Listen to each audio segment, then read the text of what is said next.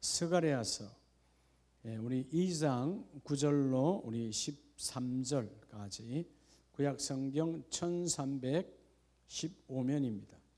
1315면 스가랴 2장 9절에서 우리 마지막 절까지 우리 한 절씩 교독합니다. 1315면 찾으셨으면 아멘. 한 절씩 교독합니다.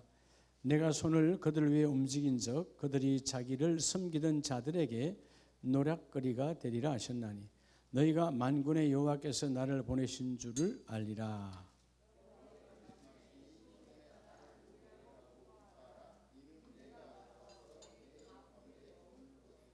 그날에 많은 나라가 여호와께 속하여 내 백성이 될 것이요 나는 내 가운데 머물리라. 내가 만군의 여호와께서 나를 내게 보내신 줄 알리라.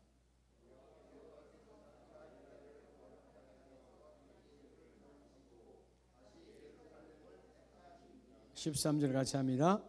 모든 육체가 여호와 앞에서 잠잠할 것은 여호와께서 그의 거룩한 처소에서 일어나심이나 하라 하더라. 아멘. 할렐루야.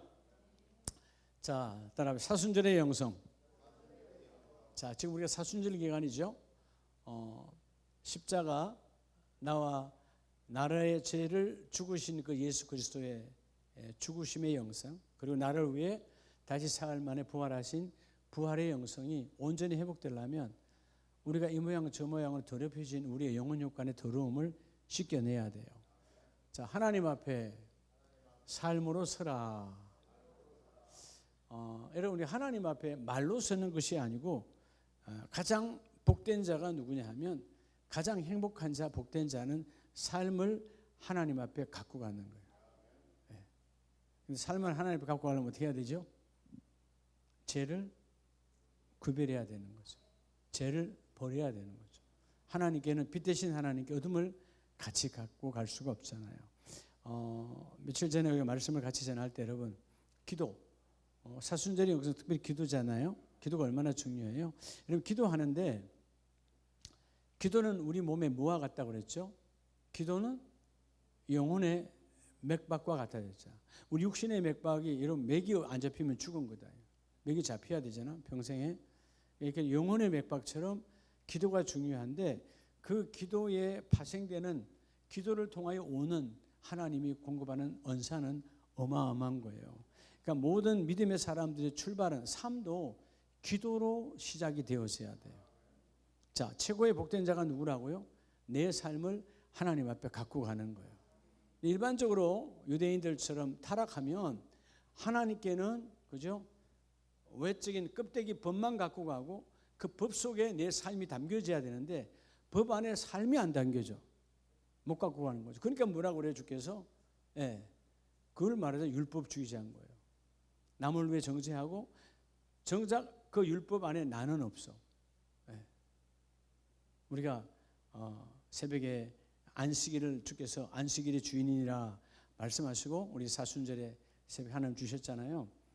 안식일을 위한 존재인가 나를 위한 안식일인가 전혀 달라버리죠. 여러분 우리가 이 영성 중에 최고의 영성이지 사순절이 영성을 회복해야 되는데 하나님 앞에 뭘로 가져가라고요? 여러분 삶으로 서라는 거예요. 그럼 삶이 뭐 해야 되겠어요? 떳떳해야 되는 거죠. 삶의 어둠은 하나님 앞에 갖고 갈 수가 없잖아요. 사실 이 스가랴서 BC 520년경 그들이 이제 포로로부터 돌아오잖아요. 자, 오랜 포로 생활부터 돌아올 때 너희의 삶의 우선순위가 뭐냐? 자, 여러분 70년의 긴 세월의 포로 생활을 해. 그 돌아왔어. 그러면 여러분 70년이면 적어도 2대가 지나간 거잖아요. 응? 그러면 아버지 세대, 할아버지 세대 그 단계가 누구였든 간에 내가 그 단계가 되려면 오랜 세월의 그런 예배를 잃어버리고 하나님 보면 잃어버린 세대에게 다시 우선순위가 뭐냐? 이 스가랴서는 결국은 우선순위가 하나님과의 관계를 먼저 회복하라는 거예요. 사람과의 관계도 아니고 제일 우선적인 것이 하나님과의 관계 회복이다. 그러려면 뭘 가져야 된다는 거예요? 이들이 돌아와서 내 집을 먼저 짓는 게 아니고요. 가장 중요한 성전 재건의 우선순위를 들었어요.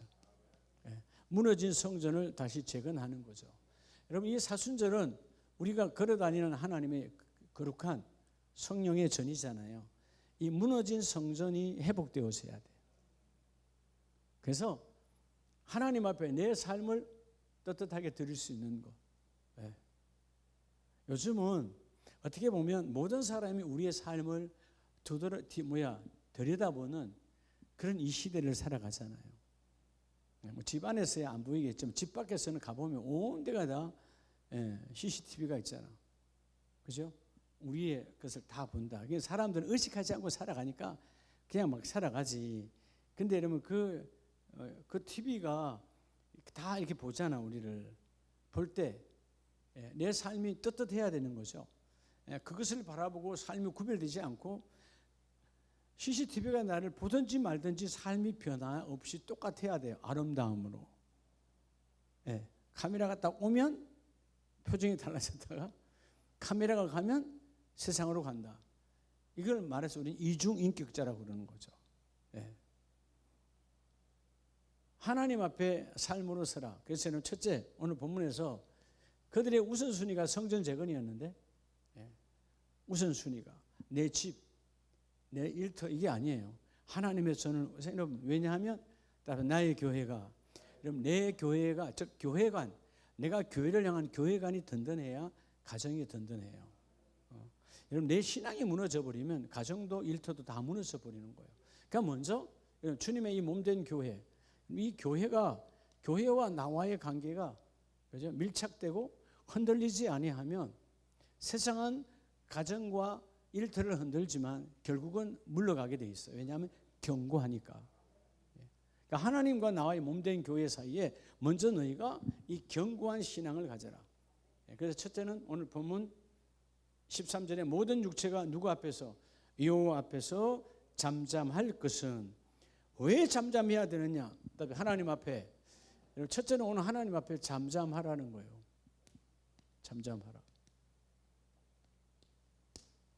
이들이 여러분 성전을 다시 재건하려고 하니까 지금 무슨 소리요? 집도 지어야 되는데 직장도 가져야 되는데 아니 지금 오랜 세월 동안 잡혔다 와서 지금 몸도 엉망이야. 불평과 그죠 원망과 이유를 입 내밀고 토를 다는 사람이 얼마나 많겠어요. 안 그래요? 긴 세월 동안 그렇게 살아왔어. 오자마자 사실 할 게 얼마나 많겠어요. 자기들이 지금 이미 다 무너져 있어. 아니면 다른 사람 혹은 이방인들이 그 집을 점령해 살아가. 근데 하나님은 하나님이 일하실 거니까 하나님 앞에서 너희가 잠잠하라는 거예요. 뭐 하지 말고 불평하지 말고 원망하지 말고 절망하지도 말고 이유 달지 말라는 거예요. 하나님이 하나님의 일은 반드시 하신다. 그러니까 우리가 먼저 여러분의 삶이 아름다우려면 하나님 앞에 잠잠해야 돼요.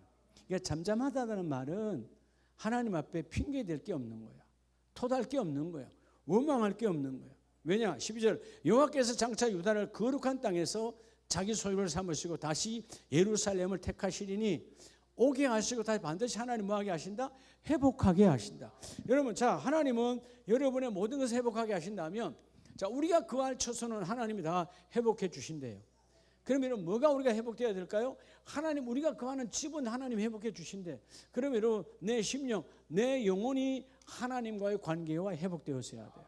성전 중에 성전은 껍데기가 아니라 우리의 심령이 회복되어져야 돼. 즉 하나님과의 관계가 온전히 회복되는 자의 입술로 들어서라는 거예요. 그리고 우리의 삶의 우선순위가 내 영혼을 다시 세우는 거예요. 무너진 것 또는 이런저런 원망과 탓했던 것 분노와 화사했던 것 오늘 본문 말씀에 그러잖아요. 많은 나라가 여호와께 속하며 내 백성이 될 것이요.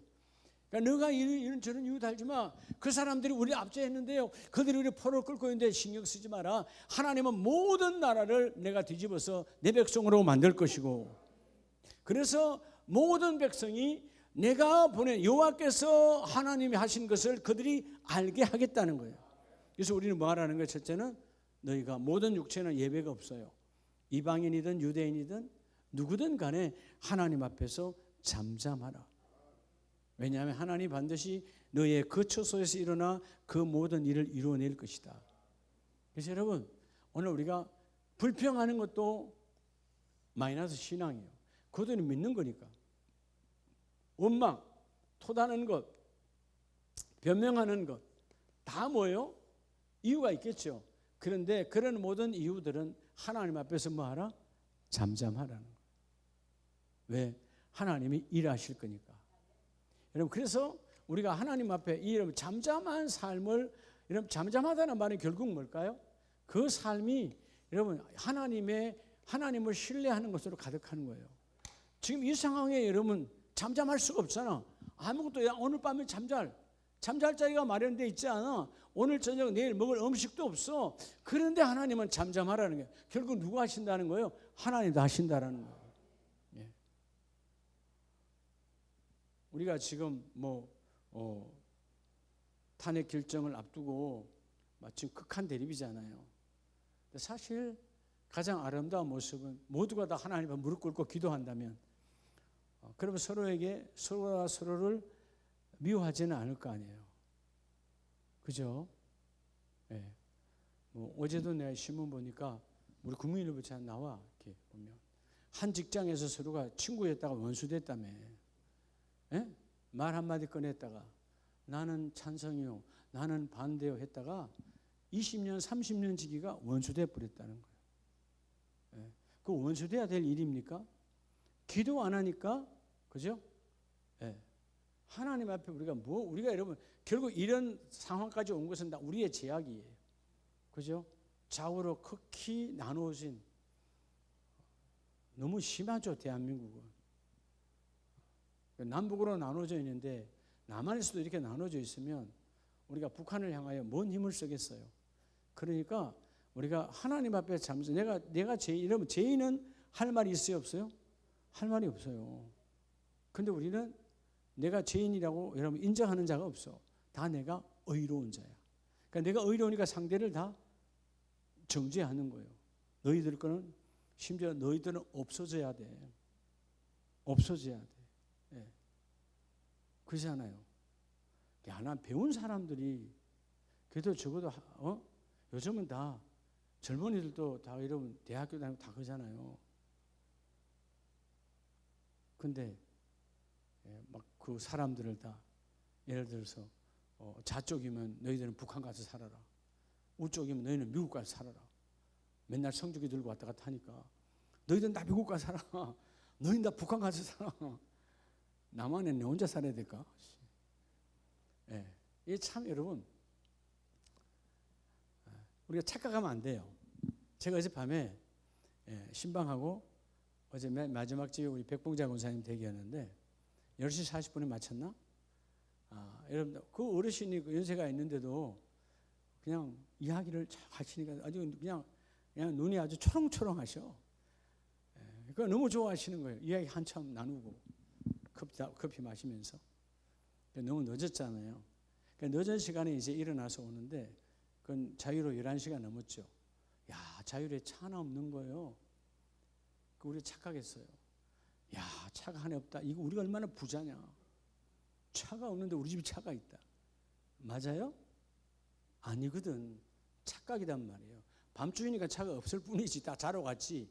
그리고 사실 여러분, 파주 땅에 차 하나도 없고 우리 교회 차 하나 있다면 우리 어마어마한 부자지. 근데 사실이에요, 가짜래요? 가짜예요. 눈에 안 보인다고 없는 게 아니에요. 다 지금 집에 들어가 있는 것뿐이야. 그러니까 이런 현상들이 참 많다라는 거예요. 예. 그건 우스운 이야기지만 우리의 삶에 잘못되어 있는 이런 오해와 곡해가 너무나 많다. 그래서 하나님 앞에 잠잠한 사람은요, 사람 앞에 따질 일이 없어. 당신 잘나네 못나네 여러분 손가락질할 이유가 없다고. 내가 잿덩어리인데 누굴 여러분 정죄할 거야. 하나님 앞에 거룩한 삶을 갖고 나가는 자는, 너희가 하나님 앞에 잠자란 말은 심령마다 하나님의 영이 있잖아요. 그 하나님의 영들 앞에 정죄하지 말고 판단하지 말고 잠잠하라는 거예요. 네가 마치 의로운 자처럼. 그러니까 여러분, 우리가 안식일 말씀 나눴잖아요, 새벽에. 그들이 여러분 그렇게 주님이 함께하는 안식일인데, 안식일의 주인이 그분인데 그 제자들이 여러분 밀보리 잘라서 먹었다고 주일에 저렇게 하면 됩니까 하고 정죄하러 왔잖아. 정죄. 자기들은 지키지도 아니하면서 안 볼 때는 더 하겠죠. 이게 여러분 타락이에요. 오늘 사순절의 영성의 첫 번째는 입을 다물으라는 거예요. 아멘이세요? 불의 앞에 다물으라는 것 아니에요. 너희 불의를 드러내고 세상을 정죄하지 말고 오늘 하나님 말씀에 하나님이 하신다라고 하는 우선순위를 가지고 잠잠하라는 것입니다. 자, 그러면 오늘 두 번째, 이 잠잠하게 하나님 앞에 서라는 거잖아요. 자, 하나님 앞에 잠잠히 하나님 앞에 선다는 뜻인 것은 뭘까요? 하나님 앞에 선다. 저 오늘 하나님 앞에 삶으로 서라 그랬잖아요. 입을 다물고, 첫째는 입을 다물고 너의 삶을 가지고 와서 하나님 앞에 서라. 하나님 앞에 선다는 뜻은 뭘 가지고 있을까요? 자, 우리가 한번 마태복음 22절에 예수님께서 친히 주신 메시지에 22장 37절 38절에 보면 예수께서 이르시되 내 마음을 다하고 목숨을 다하고 뜻을 다하여 주 너의 하나님을 뭐하라? 주 너의 하나님을 사랑하라. 이게 뭔 계명이라고 그랬죠? 첫째 되는 계명이요. 자, 여러분 하나님 앞에 선다는 것은 첫째는 오늘 하나님 앞에 선다. 이 세 가지가 있는데 그 첫째가 뭐냐 하면 하나님을 사랑하는 거예요. 하나님을 사랑한다는 말은 뭐죠? 주님이 보이지 않는 하나님 보여주게 해주셨잖아. 예수님께서 교회의 몸이 되주셨고 교회의 머리가 되주셨잖아요. 교회를 사랑하라는 거예요. 여러분 한국 교회를 사랑해야 돼요. 우리 교회를 사랑해. 내가 속한 교회와 한국 교회를 내가 사랑해야 돼요. 자, 하나님 앞에 선다라고 하는 이 세 가지는 하나님을 사랑하라. 주님의 몸된 피로 세운 교회를 사랑하라. 여러분 하나님의 명령이 되기도 하지만 자, 하나님께서 그죠? 사랑하라고 그랬잖아요. 근데 여러분 왜요? 둘째도 그와 같으니 내 이웃을 내 자신같이 사랑하라. 사랑을 말하고 있어요. 왜 사랑하라 그러죠? 여러분 이 사랑이 내 생명의 존재의 이유예요. 여러분이 왜 존재하는 거죠? 주님이 사랑하니까 존재하는 거예요. 사랑이 없다면 우리는 존재하지 않아요. 예. 그러니까 하나님이 나와 여러분을 사랑하니까 생명이 내가 존재하는 것처럼 너희도 존재의 이유가 사랑이니까 너도 사랑하라는 거예요. 먼저 뭘 사랑하라? 주님의 몸된 교회를 사랑하고 그 교회에 들어오는 구성원들 모든 인생 하나님의 사람들을 사랑해라. 우리가 찬송가 449장에 보면 예수 따라가며 그 다음에 뭐라 그러죠? 복음 순종함이죠. 뭐를 순종하며? 복음을 순종해요. 이런 복음은 주님의 몸이요. 복음이 기쁜 소식 오셔서 뭐를 만드셨어요? 교회를 세우셨잖아. 우리 불러 모았잖아. 그럼 여러분이 그 교회 안에서 여러분의 순종의 아름다운 도를 걸어가야 하나님을 사랑하는 거예요. 여러분 대적하며 하나님의 뜻을 대적하고 여러분 거부하면서 하나님을 사랑, 그건 사랑 아니죠. 가짜죠. 오늘 먼저 우리가 주님께서 말씀하신 하나님 앞에 삶으로 서라. 오늘 제목 하나님 앞에 삶으로 서는 첫째가 사랑으로 서는 거예요. 여러분 사람도 마찬가지예요. 여러분 사람 앞에 어떻게 서죠? 부부가 어떻게 서는 겁니까? 사랑함으로 서는 거 아니에요. 부부가 자녀가 부모 앞에, 부모가 자녀 앞에 어떻게 서는 거예요? 사랑으로 서는 거예요. 내가 아버지니까 그 앞에 서는 겁니까? 어머니가 서는 겁니까? 아니에요. 사랑으로 서는 거예요. 세상의 모든 관계가 사랑으로 세워지라는 거예요. 그 사랑으로 세워질 때 두 번째 우리가 오늘 하나님 앞에 선다는 것은 첫째는 몸된 교회를 사랑하는 것, 두 번째는 자 우리 마태복음 11장에 보면 예수님께서 무겁고 짐진 것을 다 가지고 오라 그러잖아요. 11장 28절에 수고하고 무거운 짐진 자들아 다 내게로 오라. 내가 너희를 뭐하게 하리라? 내가 너희를 쉬게 하리라. 근데 어떻게 쉬게 하느냐 하면 그냥 여러분 잠자는 게 쉬게 하는 게 아니고 아무것도 안 하는 게 쉬는 것이 아니고 나는 마음이 온유하고 겸손한 나의 멍에를 메고 뭐하라? 내게 배우라. 두 번째는 그분께 나와서 가르침을 받는 것이 쉬는 거예요. 여러분 왜 가르침을 받아야 돼? 첫째는 사랑이라고 했어요. 몸된 교회의 사랑. 두 번째는 왜 가르침을 받아야 되죠? 가르침을 안 받으면 왜 내가 사랑해야 되는가? 사랑의 방법이 틀리죠. 네. 그래서 오히려 뭐예요? 여러분 사랑을 잘못하면 수많은 사람들에게 상처를 줘요. 네. 교회도 마찬가지예요. 성도가 성도에게 상처를 받는 거지 교회 안 다는 사람한테 상처받는 거 아니에요. 사랑의 방법이 가르침을 안 받았으니까 이렇게 사랑하는 줄 알았어. 여러분 사랑은 끊임없이 가르침을 받아야 돼요. 여러분 이 육적인 에로스의 사랑은 안 가르쳐줘도 본능적으로 한 DNA 안에 있어. 근데 여러분 영적인 성령에 충만한 가르침은 사단 마귀가 가르치고 막고 하기 때문에 끊임없이 하나님의 말씀을 통하여 훈련되어 줘야 돼요. 그래서 오늘 주께서 말하잖아요. 내게 배우라. 그리하면 너희 마음이 뭘 얻으리라? 여러분 신기하죠? 배우면 쉼이 온대요. 우리가 온전한 학생이 그렇잖아요. 학교 가서 배워서 이해하면 뭐가 와요? 평강이 오잖아. 선생님이 가르쳐 줬는데 이해가 안 돼. 공부를 내가 안 하고 가서 또 내가 기본을 안 해서 어제 그제 걸 안 하니까 그 다음 단계를 못 넘어가잖아요. 그럼 불안이 누가 불안한 거예요? 선생님이 불안을 준 거예요? 내가 안 해서 불안한 거예요? 내가 안 해서 불안한 거예요. 여러분 내게 와서 배우라. 하나님의 말씀을 받는 순간 우리에게 뭐가 와요? 쉼이 오는 거예요. 내가 두려움을 이기고 있구나. 하나님의 말씀이 두려움을 던지라. 배우니까 두려움을 주님께 던져버려. 믿음으로 던지는 거죠. 내가 미워했어. 정말 미워할 정도로 그 잘못해서 상대가 100% 아니라 1000% 잘못했어. 그런데 그러면 잘못된 걸 가지고 내가 계속 미워하고 있더니 내만 마음이 괴롭고 나만 밤새 잠 못 자고 나만 번민이고 나만 불면이야. 그 사람은 잘 자. 더 화나잖아요. 근데 주께서 배우고 나서 보니까 잊어라. 용서하라. 용서할 수 없는데 그래도 용서하라. 내가 내게 배우면 너희 마음이 뭘 얻으리라? 쉼을 얻으리라. 이게 결국 여러분 가르침을 받아야 여러분 이 얽매임에서 풀려나는 거예요. 여러분 모르니까 매여 있는 거예요. 자, 오늘 먼저 하나님 앞에 선다는 뜻은 첫째는 사랑하는 거고, 뭘 사랑하라? 주님의 몸된 교회를 사랑하라. 왜냐하면 주님의 몸된 교회를 사랑하면 나는 뭐예요? 그 사랑을 받는 몸의 지체니까 내가 사랑받는 거예요. 하나님이 사랑받을 존재가 아니에요. 하나님은 내가 하든 안 하든 그분은 완전한 사랑의 본질이세요. 여러분 내가 사랑하지 않는다고, 예수님을 사랑하지 않는다고, 여러분이 하나님을 사랑하지 않는다고 해서 주님의 사랑이 손상되지 않아요. 그분은 완전하신 아가페적 사랑의 생명이에요. 근데 내가 그분의 몸된 교회에 붙어있는 지체거든. 이 지체가 몸을 사랑하면 결국은 내 지체가 사랑되어지는 거예요. 이것을 어떻게 사랑할 것인가 배우는 것이 바로 가르침이에요. 예배의 말씀을 통해서 하나님 앞에 서라. 여러분 하나님 앞에 선다는 것은 첫째는 사랑이요, 두 번째는 뭐라고요? 가르침을 받는 거예요. 그리고 가르침을 받았다면 이제 뭐 해야 되겠어요? 가르침대로 따라가라는 거예요. 여러분 예수의 제자는 따라가지 않아요. 따르는 거야. 배운 대로 따라가야지. 다른 말은 뭐죠? 배운 대로 해야 될 거 아니에요. 자, 마태복음 4장에 보면 예수님께서 제자들을 불렀습니다. 그들하고 오랜 관계가 있던 분이 아니에요. 근데 4장 21절 22절에 보면 거기서 더 가시다가 다른 두 형제 곧 세베대의 아들 야고보와 그의 형제 요한이 그의 아버지 세베대와 함께 배에서 금을 깁는 것을 보시고 부르시니 일에 열중하고 있어요. 아버지 배에 선원들이야. 또 부모 자식간이야.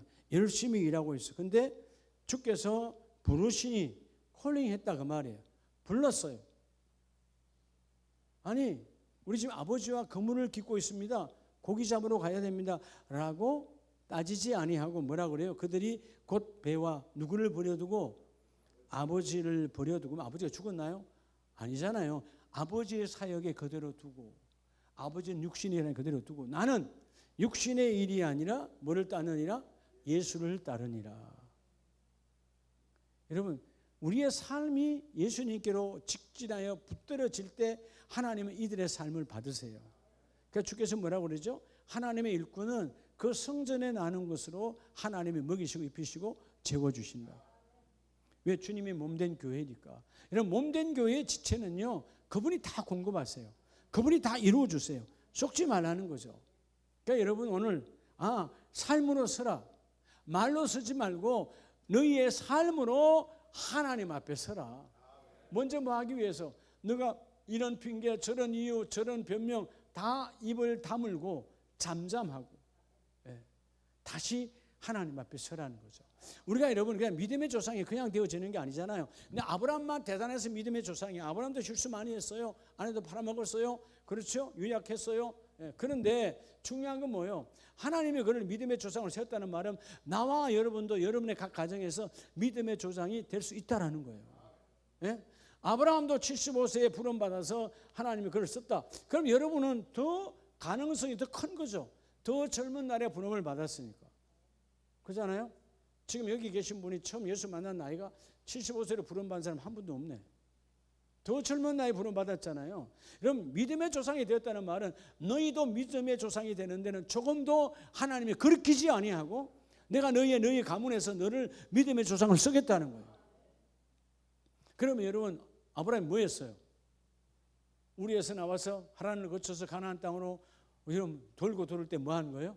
가장 중요한 삶을 구별하여 삶을 하나님께 드리는 거예요. 그가 최초에 드린 것이 바로 뭐죠? 희생하여 제단을 하나님께 쌓았다고 그랬어요. 여러분, 제단이라는 말은 우리가 흔히 제단, 자바라는 말, 제단 희생이잖아요. 여러분, 제단은요, 내가 죽고 그분을 드러내는 거예요. 그러니까 우리가 여러분 이 제단을 쌓으면 너희도 믿음의 조상이 될 수 있다. 오늘 먼저 사랑하고 가르침을 받고 오늘 제자들처럼 예수를 따라가라. 뭘로? 지금까지 내가 살아왔던 지금까지 익숙한 내 삶이 전부가 아니라 그분이 내게 주신 그 삶, 예수의 도를 따라서 주여 내 삶을 바꾸어서 주님의 삶이, 예수님의 삶이 내 삶 되기를 원합니다. 예수님 삶처럼 따라가기를 원합니다. 여러분 찬송은 잘하잖아요. 바울처럼, 누구처럼?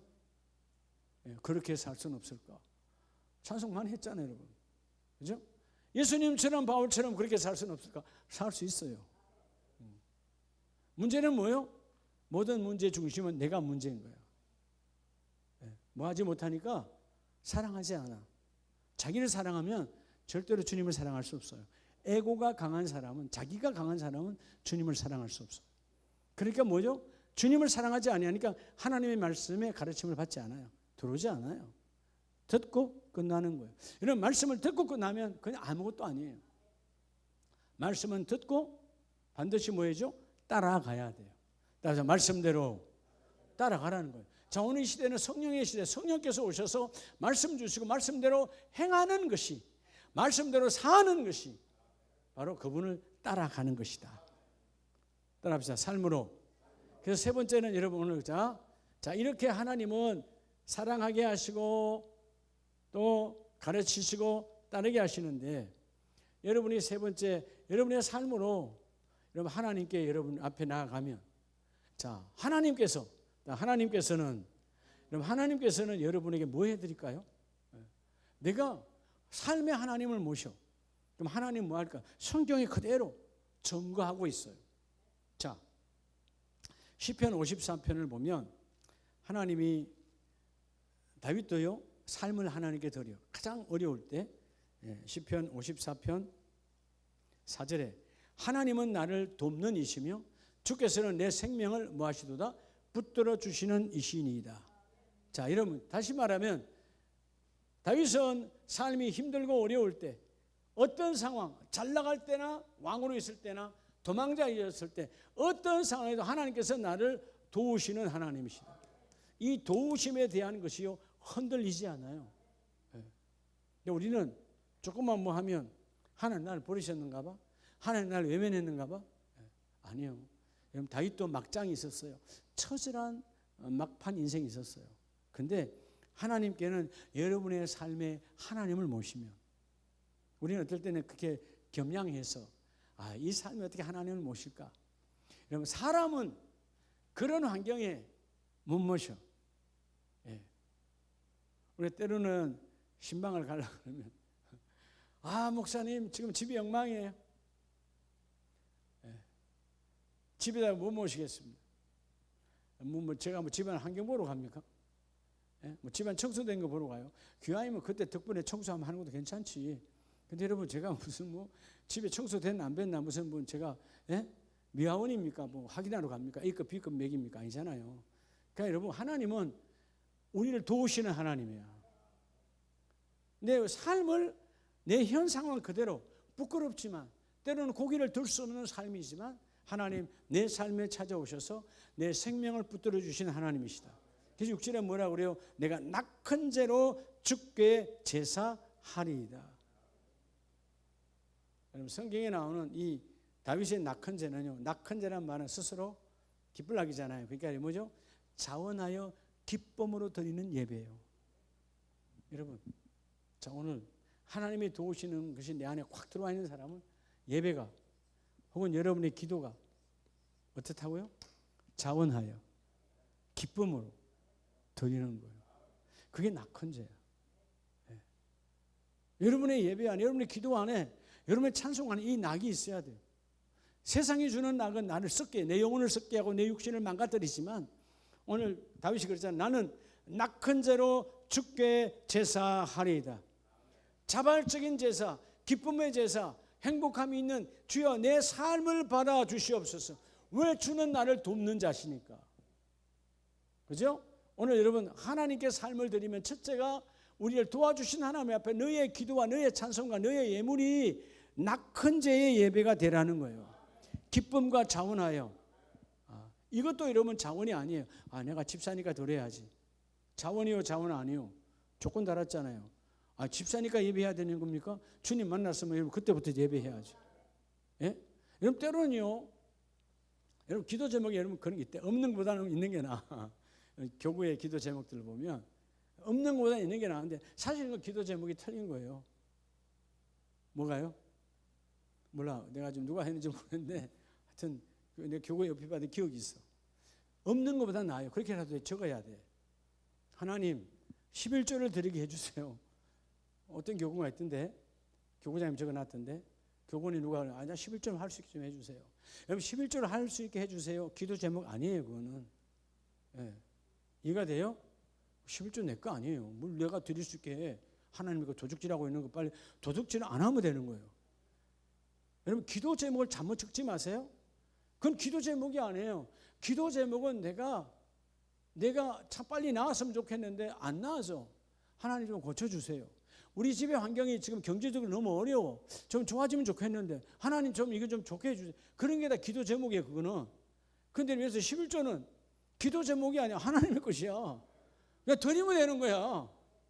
여러분 예를 들어서 하나님 여러분 기도 제목에 예를 들어서 주일 예배를 좀 잘 드리게 해주세요. 기도 제목 되면 돼야 돼요? 안 돼야 돼요? 그 기도 제목이 아니에요. 주일 예배 그냥 드리는 거야. 그거 하면 돼 그냥. 뭘 그걸 기도를 해 그게. 그냥 예배하면 되는 거라고요. 그게 여러분 안 하기 위한 변명에 불과한 거야. 안 하기 위한 변명이라고. 자기가 영적으로 무지하니까 그걸 깨닫지 못해.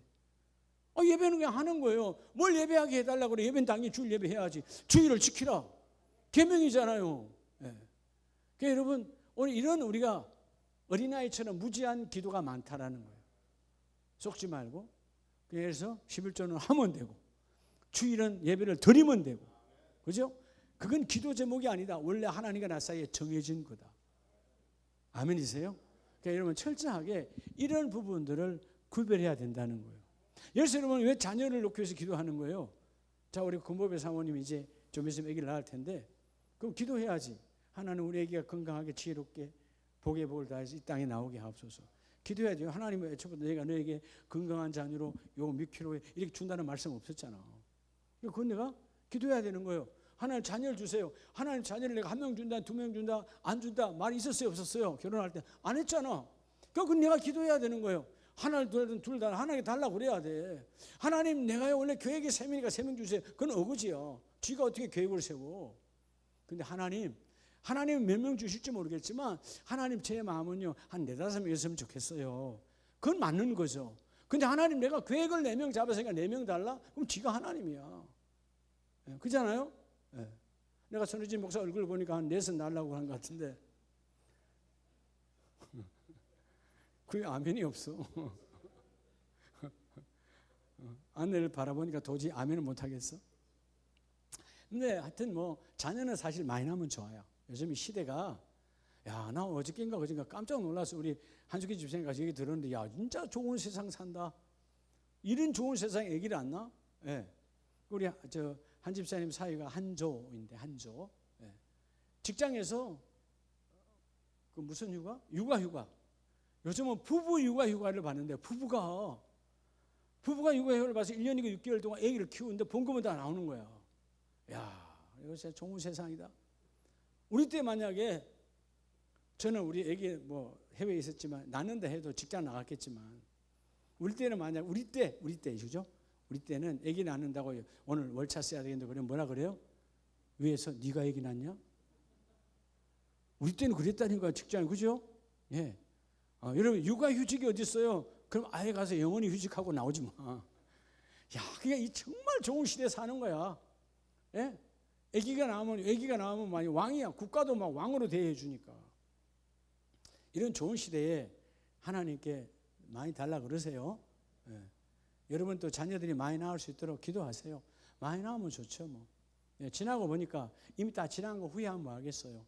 저도 지나고 보면 야, 한 4명 정도만 있었으면 좋았겠다. 그죠? 뭐 많으면 또 키우기 힘드니까. 근데 둘은 너무 적은 거야. 예. 이제 뭐 다 끝난 사람들은 뭐 기도하면 안 되고 젊은 사람들 기도해서 오늘 하나님의 도우심을 고백하는 저와 여러분들이 축복합니다. 따라서 삶을 하나님 앞에 드리면 첫째는 하나님의 도우심이고 두 번째는 뭐냐 하면 사무엘상 7장에 보면 7장에 삶을 드렸던 사무엘이에요. 삶을 다 드렸어요. 자, 사무엘상 7장 12절에 보면 7장 12절 사무엘이 돌을 취하여 미스바와 센 사이에 세워 이르되 여호와께서 여기까지 우리를 도우셨다 하고 그 이름을 뭐라 했어요? 에벤에셀이라. 도움의 돌이잖아요. 근데 13절에 이에 블레셋 사람들이 굴복하여 다시는 이스라엘 지역 안에 들어오지 못하였으며 여호와의 손이 사무엘이 사는 날 동안 블레셋 사람을 뭐 하시며 막으시며. 자, 여러분 하나님 앞에 내 삶을 드리면 두 번째는요, 하나님께서 내 삶의 모든 대적을 막으십니다. 대적을 막으세요. 여러분 아시죠? 사무엘의 삶이 편안했어요? 어려웠어요? 예, 최고의 선지자의 삶을 살아. 사무엘처럼 이런 복된 자가 없어요. 말하면 땅이 안 떨어져. 말한 대로 이루어지는 거예요. 여러분, 자, 말씀이 땅에 떨어지지 않았다는 말은 하나님이 말을 잡아서 하나님의 말씀으로 합하여 그 일을 이루어냈다는 거예요. 자, 사무엘이 사는 날 동안에 블레셋이 여러분 자고 나면 블레셋이 쳐들어왔어요. 여러분 농사 지어서 맥추절, 보리를 거둘 때 되면 그들이 여러분 대군을 끌고 와서 빼앗아 갑니다. 그런 게 여러분 수없는 날들이었어요. 블레셋은 그들의 생각만 해도 철천지 원수였어요. 근데 사무엘이 사는 날 동안 쳐들어왔다 못 쳐들어왔다? 못 쳐들어왔다. 왜? 하나님이 막으시니까. 삶을 드리면 하나님이 여러분의 삶을 보장해 주십니다. 아멘이십니까? 끝으로 따라합시다. 내가 삶을 드리면 하나님은 내 삶을 책임져 주십니다. 그 책임이라는 말을 세 번째 다른 말로 하면 보장하여 주신다는 것. 여러분 하나님이 여러분의 삶이 보장되어지기를 축복합니다. 아무도 우리의 삶은 보장되지 않아요. 지금 잘 나간다고요? 흔히 사람의 눈에 잘 나간다고요? 그 다음날 망할 수 있어요. 건강하다고요? 아니에요. 어제 그제 내가 신방 갔을 때 누가 그러셨더라? 목사님 정말 그래요. 친척 가운데 건강하다는데 그 다음날 데려가시고 골골한데 아직까지 사신대. 여러분 인생은 몰라요. 하나님의 손에 잡혀야 돼요. 그죠? 자, 여러분 오늘 이 말씀 욥기서 34장 21절에 보면 욥이 가장 힘들고 어려웠을 때 질병으로 이어져가는 비참한 상황. 자, 34장 21절에 그는 사람의 길을 주목하시며 사람의 모든 걸음을 뭐하시나니 감찰하시나니. 하나님은 우리의 길을 주목하게 보세요. 근데 너의 길이, 자, 우리가 흔히 이걸 마이웨이라 그러잖아요. 여러분의 길이 하나님의 말씀과 함께하는 하나님께 드려진 길인가, 하나님과 전혀 무관된 길인가 하나님은 보고 계시며, 그리고 한 걸음 두 걸음을 주님은 감찰 조사하고 계세요. 근데 행악자는 하나님과 반대되는 길을 걸어가는 자는 22절에 흑암이나 사망이나 이러면 숨을 만한 곳이 있다 없다? 없다라는 거예요. 왜? 하나님이 보호하지 않고 다 덜추어내시니까. 근데 삶을 하나님께 드리는 자는 하나님이 보장하시고. 오늘 이 욥을 결국은 사람들이 다 친구들이 위로하러 왔다가 나중에 조소하죠. 비아냥거리잖아요. 네가 하나님께 뭔가 제약이 있으니까 이 모양이지. 그렇게 그들을 조소했지만 결국 이런 복받은 자는 누구예요? 욥이 왜 복을 받죠? 삶을 하나님께 드린 자예요. 여러분 이 삶이 이루어지길 축복합니다. 24절에 그러잖아요. 세력 있는 자를 조사할 것 없이 꺾으시고 여러분 23절에서 하나님은 사람을 심판하시기에 오래 생각할 것이 있다 없다? 없다. 왜? 하나님은 전지전능 다 알고 계셔. 우리는 사람 하나 뽑을 때도 생각 오래 해야 돼, 안 해야 돼? 사람 사귈 때도 생각 오래 해야 돼, 안 해야 돼? 저 사람이 내게 해를 줄 것인지 이익을 줄 것인지 모르잖아요. 겉만 보고 몰라. 하나님은 우리의 폐부를 살피신 하나님, 우리를 창조하신 하나님이기 때문에 너희가 너희의 삶을 하나님께 드리면 나는 너희의 삶 전체를 책임지고 보장하여서 그 일을 이루어내 주시리라. 오늘 이 사순절기에 다시 한번 여러분, 나는 삶을 과연 하나님께 드리고 있는가? 근데 그 삶으로 하나님 앞에 서고 있는가? 하나님 앞에 삶이 서게 되면 그 삶으로부터 오는 하나님의 공급하는 복은 어마어마한 거예요. 오늘 여러분의 삶이 그러려면 어떻게 해야 되죠? 구별되어져야 돼요. 할렐루야. 자, 우리가 원 본문으로 다시 갑니다. 스가랴 선지자 시대에 BC 520년, 가장 힘들고 가장 아무것도 돼 있지 않고 기본 생활조차 할 수 없는 초토화된 그런 아주 그죠? 힘든 포로로 돌아온 어둠의 그 시기에 하나님이 그들에게 가장 중요한 것은 뭐냐면 우선순위를 먼저 두고 하나님 앞에 구별하고, 어떤 상황에도 13절 모든 육체가 믿는 자든 믿지 않는 자든 너를 힘들게 했든 힘들게 하든 너 자신도 하나님 앞에서 그 육체가 잠잠해라. 토달지 말고 불평하지 말고 나는 왜 이래요? 저 집보다 우리 집은 왜 이래요? 나는 왜 이렇습니까? 토달지 말고 하나님 앞에 잠잠하라는 말은 너의 삶을 주께로 가져오라는 거예요. 주께서 그러잖아요. 내게 와서 삶을 가지고 와서 내게 배우라.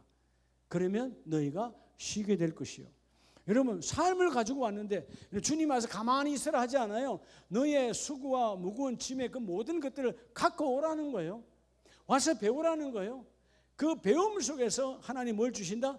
안식을 주신다는 거예요. 여러분 우리도 똑같잖아요. 불안한 게 있어, 뭔가 안 됐어, 기도의 제목이 있어. 근데 주일날 와서 말씀을 받으니까 말씀으로 뭐 한 거예요? 배웠잖아요. 아, 그 말씀이 치유하구나, 그 말씀이 해결하구나, 그 말씀이 이루어지구나 아니까 뭐가 와요?